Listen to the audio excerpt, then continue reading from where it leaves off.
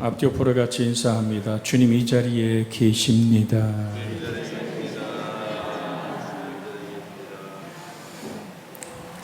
하나님은 끝없이 우리와 동행하기를 원하십니다.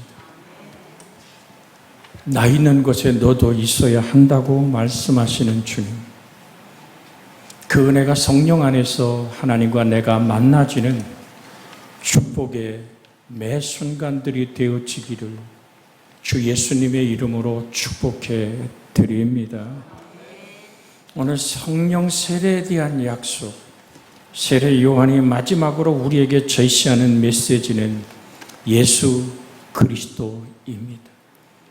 지금까지 엄청나고 무서운 메시지를 주고 심판의 긴급성을 말씀하고 책망한 것에 결과적으로 오늘 이루고자 하는 말씀이 바로 오늘 읽었던 마태복음 3장 11절을 말하기 위해서 그렇게 세례 요한은 성령에 이끌려 외쳤던 겁니다.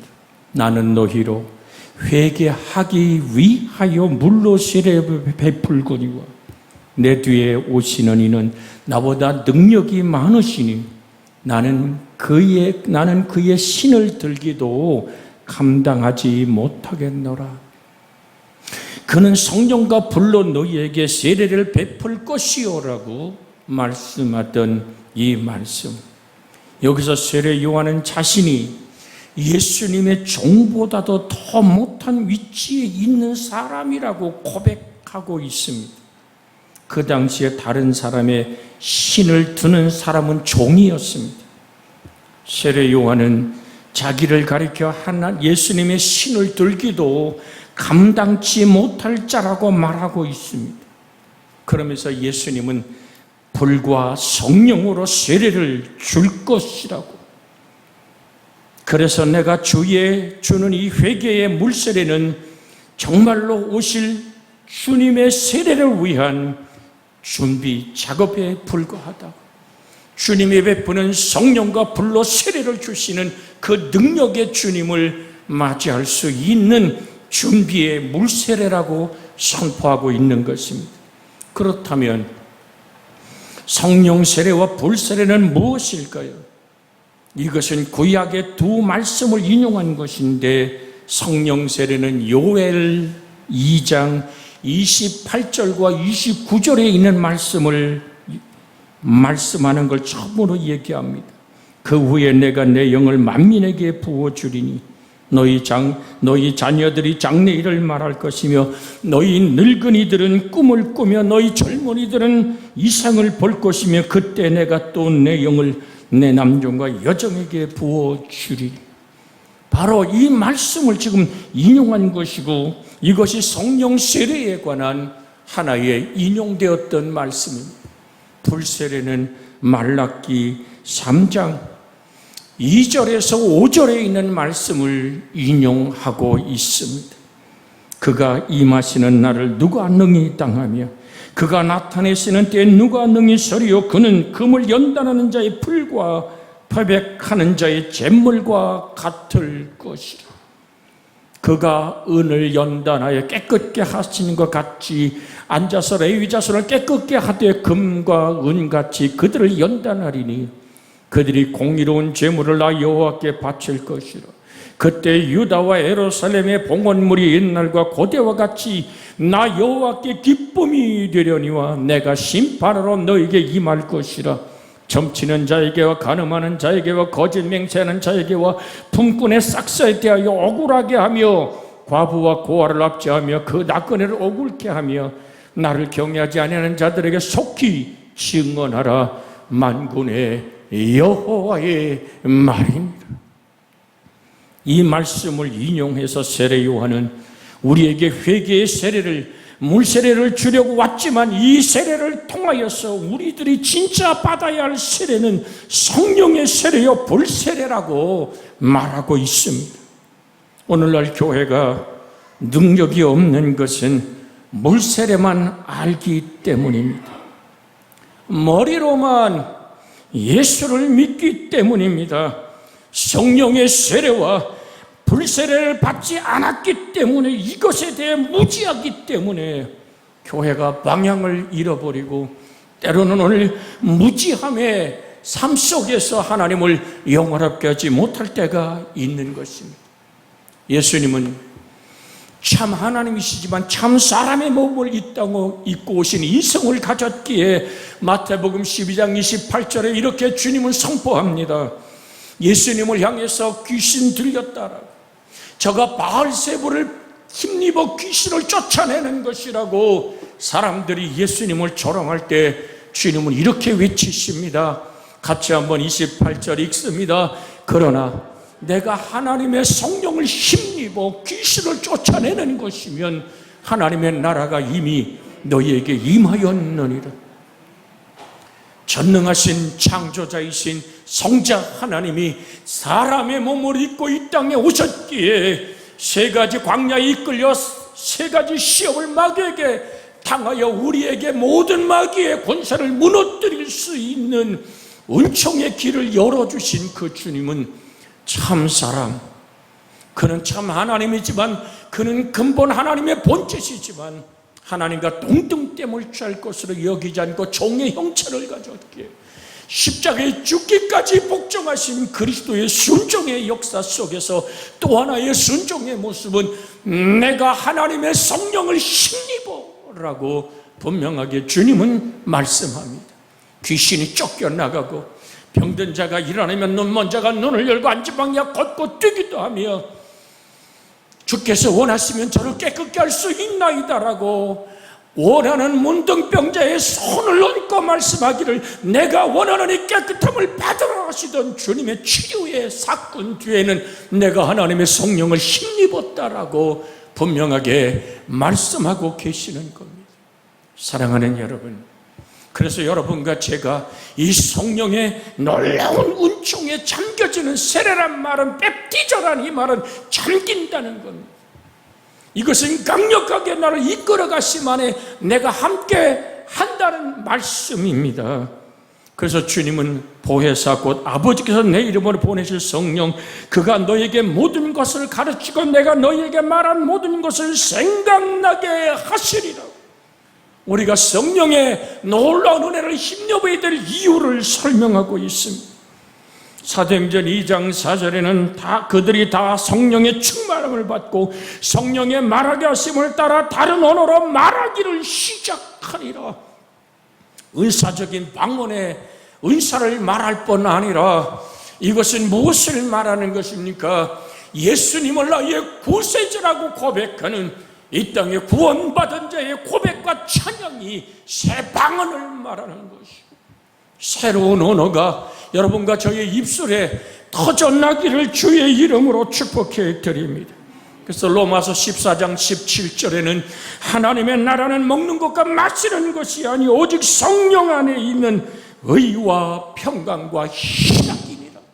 우리 한번 로마서 14장 17절 한번 화면에 떴게 같이 한번 읽습니다. 하나님의 나라는 먹는 것과 마시는 것이 아니요 오직 성령 안에 있는 의와 평강과 희락이니라. 내 속에 우겨쌈을 당하여도, 내 가슴 깊은 곳에서 거꾸로 뜨림을 당하여도 내 인생의 질그릇 안에 함께 하시는 성령 안에서 역사하신 우리 주님이 주신 그 놀라운 평화가 세상을 이기고 나를 이기는 찬양이 되고 경배가 되는 의와 평강과 희락의 역사가 성령 안에서 하나님의 나라가 되어지는 여러분과 제가 되어지기를 주 예수의 이름으로 축복해 드립니다. 다시 요엘서로 돌아가면 요엘서 2장 28절에서 30절에 요엘에 의하면 성령 세례란 이런 것을 의미합니다. 그 후에 내가 내 영을 만민에게 부어주리니 너희 자녀들은 장래일을 말할 것이요 너희 늙은이들은 꿈을 꾸며 너희 자녀들은 뭐 한다고요? 환상을 볼 것이다. 이상을 볼 것이다. 자, 그 다음에 같이 한번 읽습니다. 그때에 내가 또 내 영을 내 남종과 여종에게 부어줄 것이다. 내가 또 내 영을 내 남종과 여종이란 얘기는 특별하게 부름받은 직분자가 아니라 맷돌 가는 여인, 즉 그 당시에 자기의 생명권 자체도 주인에게 얽매여 있는 그런 노예적인 신분을 가진 자. 그렇게 허드렛 일로 지금 세례 요한이 말한 것처럼 신을 들기도 감당하지 못했던 신을 드는 자. 여러분, 예수님은 그래서 대야에 물을 떠다가 허리에 수건을 두르고 제자들의 발을 닦는 모습은, 그것은 그 당시에 노예들이 하는 일이요 종들이 하는 일입니다. 그 주님은 그렇게 섬김의 본 안에 살아계시면서 우리에게 어떠한 신분에 있든지 어떤 모습이든지 하나님의 형상과 모양으로 지음받은 우리들에게, 남종과 여종에게 부어주시는 성령의 역사, 성령을 부어주신다는 얘기는 이 헬라말 아케오라는 사도행전에 나오는 이 단어는 소낙비처럼 맹렬하게 쏟아 부어주는 겁니다. 계속해서 내가 마음을 열고 성령님 환영합니다, 모셔드립니다, 의지합니다, 내 속에 함께 다가와 나의 생명이 되시고 나의 능력이 되신 예수와 하나 되게 해 주시옵소서. 이 고백이 여러분과 저의 고백이 되어지고, 환상을 보며 꿈을 꾸며 이상을 보며 주 예수의 영광의 놀라운 생명의 꿈을 꾸는 사람들 되어지기를 주 예수의 이름으로 축복해 드립니다. 내가 돈을 얼마큼 벌리라, 내가 언제 어떤 집을 지리라, 지나가는 자동차를 보면 나는 언젠가는 저 자동차를 타리라는 인생의 꿈을 꾸고 환상을 보던 세상 꿈을 넘어선 하나님의 영광의 임재를 꿈꾸고, 낯가들게 수많은 영혼들이 예수님을 구주로 고백하며 저 둘째 사망 불못에 던지는 수많은 영혼들이 하나님께 돌아오는 새로운 꿈, 하나님의 성령이 심으신 아버지의 마음, 그 구원의 꿈을 꾸는 성령의 놀라운 은혜가 여러분과 제 속에 일어나기를 주 예수의 이름으로 축복해 드립니다. 우리 같이 한번 옆에 사람 다시 한번 바라보며 인사합니다. 하나님의 꿈을 꾸는 사람 되기를 원합니다. 이거는 그냥 잠자는 꿈이 아니에요. 가슴 벅찬 영혼이 구원되는 생명의 역사로 하나님께 돌아오는 그 은혜를 말하는 거예요.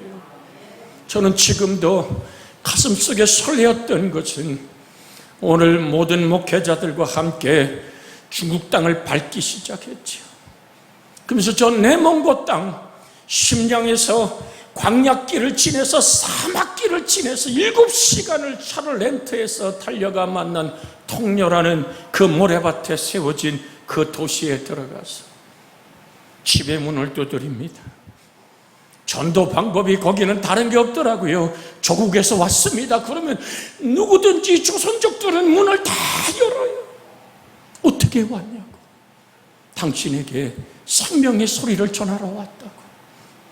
그러면서 그들에게 예수 그리스도를 소개하고 주 예수를 믿기를 권면하고, 지금도 그 감격을 잊지 못하는 것은 같이 갔던 성결교회 목사님들, 장로교회 목사님들 모두 있지만, 그들에게 저는 선택을 했습니다. 세례라는 것은 침례도 있고 약식도 있으며 세례를 설명하고 당신들이 선택하라고 말할 때 우리는 침례를 받기를 원한다고.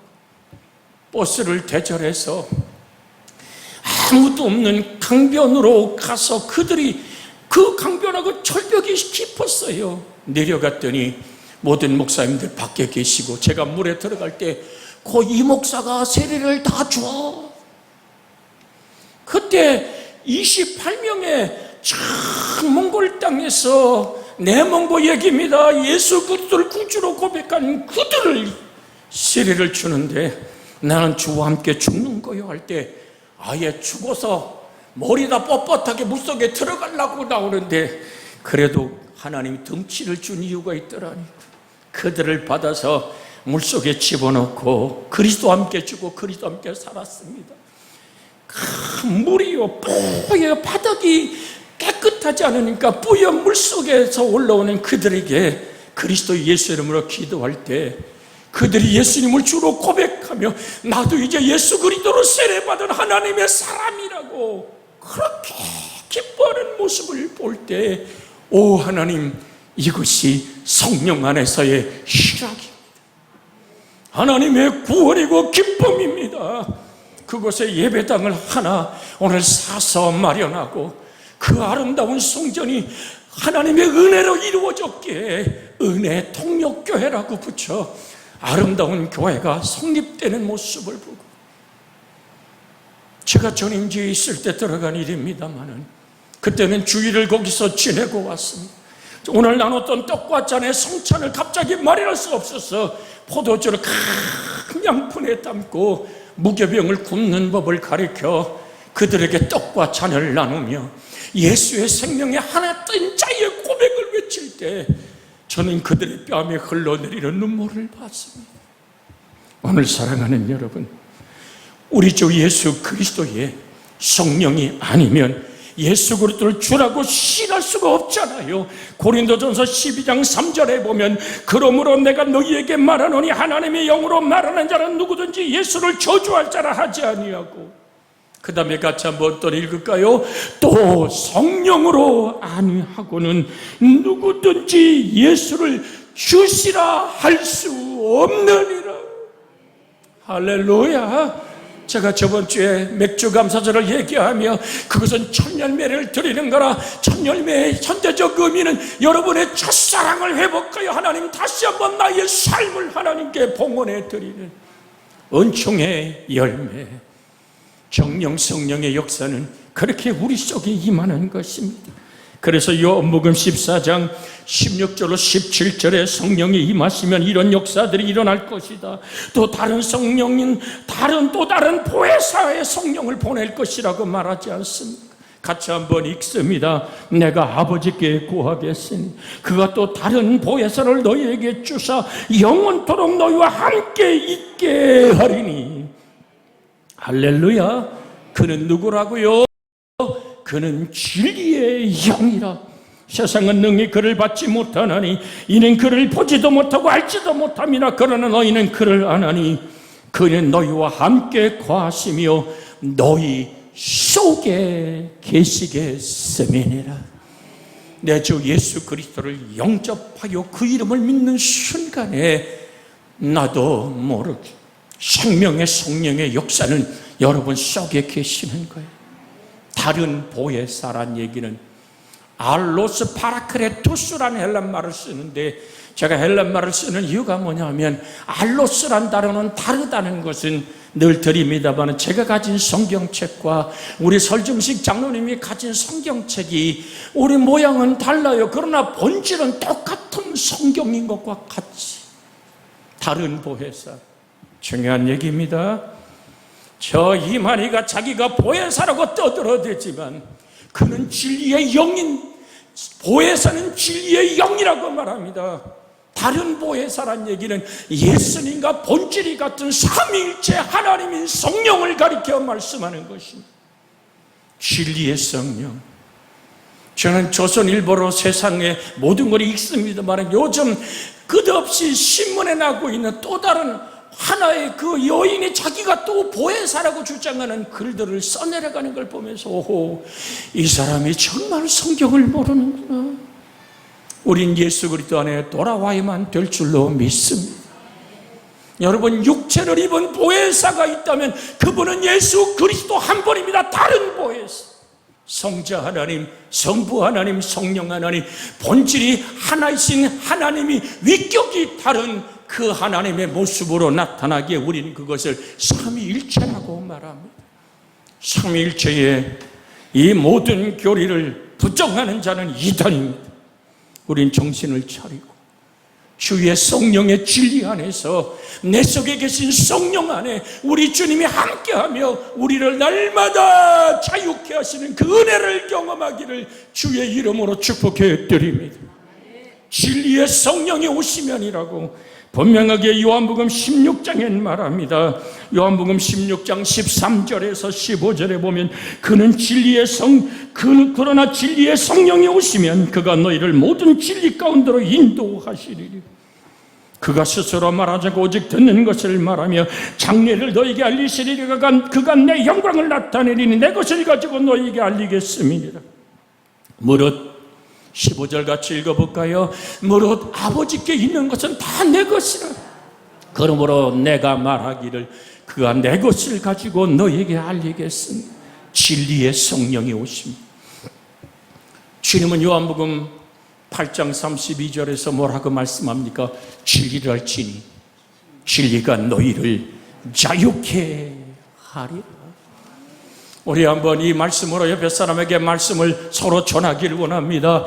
진리를 알지니 진리가 너희를 자유케 하리라. 할렐루야.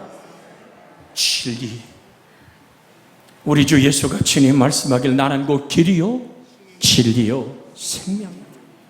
시편에 이렇게 말합니다. 날마다 우리의 짐을 지시는 주, 우리의 구원이신 하나님을 찬송할 지로다. 하나님 짐질 일 뭐 있습니까? 하나님 내 짐 져주십니다. 내 짐 져주시는 주님. 여러분 어때요? 여러분의 손주 손녀가 아들 딸이 유치원 갔다 와서 가방을 메고 차에서 내리면 그 가방 어떻게 해요? 자기 그것까지 집으로 지고 갑니까? 홀딱 벗어서 할머니한테 던져버리잖아요.